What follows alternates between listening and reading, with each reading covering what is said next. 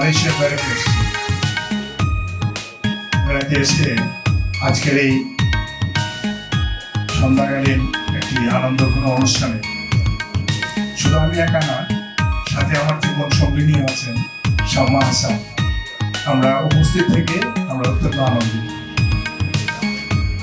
উপস্থিত সম্মানিত সভাপতি, এখানে উপস্থিত আছেন বাংলাদেশ হাই কমিশনের মাননীয় কাউন্সিলর, ফার্স্ট সেক্রেটারি, মিডিয়ার ব্যক্তিবর্গ, উপস্থিত আয়োজকরা, ভদ্র মহিলা এবং মহিলাগণ, আপনাদের সবার প্রতি আমার সালাম, আমার প্রীতি, শুভেচ্ছা। এনটিভি বাংলাদেশকে সারা পৃথিবীতে তুলে ধরে এবং মালয়েশিয়ার যে এনটিভির যারা কর্মরত আছেন তারা বাংলাদেশকে তুলে ধরেন, পাশাপাশি মালয়েশিয়াকেও সারা পৃথিবীতে তুলে ধরে।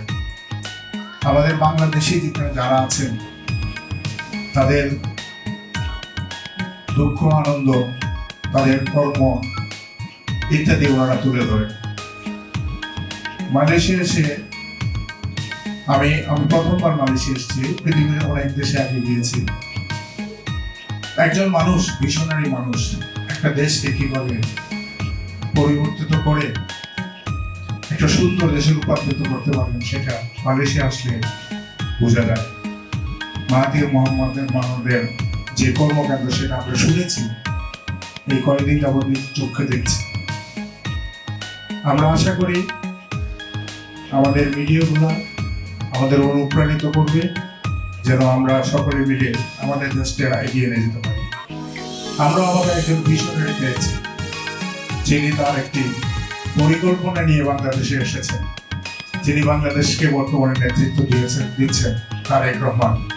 আমরা আশা করি আমরা সবাই মিলে বাংলাদেশ থেকে এমনভাবে গড়ে তুলব যেন পৃথিবীর বুকে আমরা একটা উন্নত দেশ হিসাবে, একটা গর্বিত দেশ হিসাবে তুলে ধরতে পারি।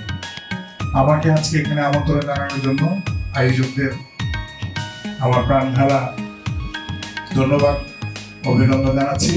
উপস্থিত যারা আছেন সবাই আমার জন্য দোয়া করবেন যেন নিজের ব্যক্তির ঊর্ধ্বে থেকে দেশের জন্য, এলাকার জন্য কিছু করতে পারি।